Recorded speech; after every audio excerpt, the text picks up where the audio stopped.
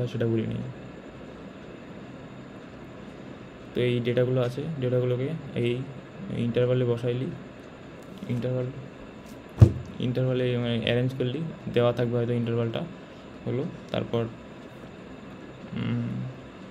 এই 180 থেকে 200, 200 থেকে 210, তো 20 ইন্টারভাল। সো 20 ইন্টারভাল, এখানে যতগুলো ডেটা আছে 8 কটা, 4টা, আর আমাদের কাছে ডেটা আছে কথা।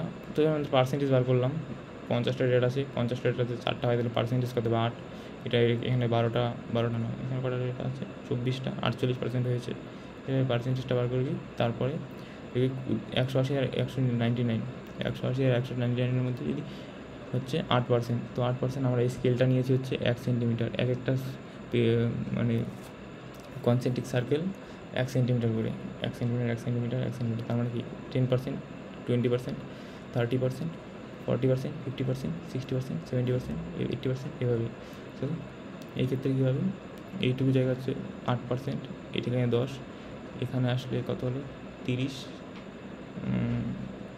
কত 30 না, এখানে 40, 10, 20, 30, 40, আর এখানে 48, মানে এটা 48 মানে 4.8 সেন্টিমিটার নেব, 4.8 সেন্টিমিটার, এখানে 0.8 সেন্টিমিটার।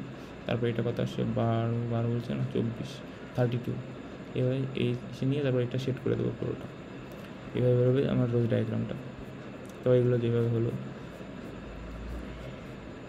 এভাবে আমাদের রোজ ডায়াগ্রাম বেরিয়ে গেল। আচ্ছা, ঠিক আছে।